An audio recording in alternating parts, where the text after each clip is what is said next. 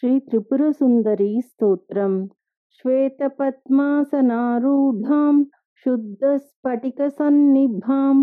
वन्दे वाग्देवतां ध्यात्वा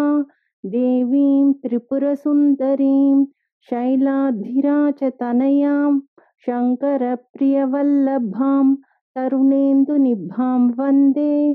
देवीं त्रिपुरसुन्दरीं सर्वभूतमनोरम्यां सर्वभूतेषु संस्थितां सर्वसम्पत्करीं वन्दे देवीं त्रिपुरसुन्दरीं पद्मालयां पद्महस्तां पद्मसम्भवसेवितां पद्मरागनिभां वन्दे देवीं त्रिपुरसुन्दरीं पञ्चबाणधनुर्बाणपाशाङ्कुशधरां शुभां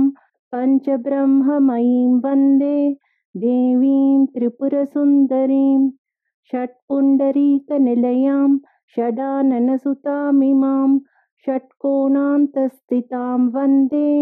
देवीं त्रिपुरसुन्दरीं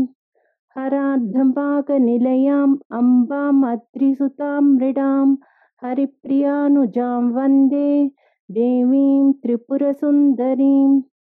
अष्टैश्वर्यप्रदामम्बाम् अष्टदिक्पालसेविताम् अष्टमूर्तिमयीं वन्दे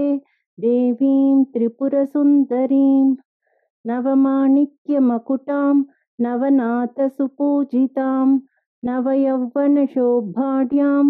वन्दे त्रिपुरसुन्दरीं काञ्चीवासमनोरम्यां काञ्चीधामविभूषितां काञ्चीपुरीश्वरीं वन्दे देवीं त्रिपुरसुन्दरीम् इति श्री त्रिपुरसुन्दरी स्तोत्रं सम्पूर्णम्।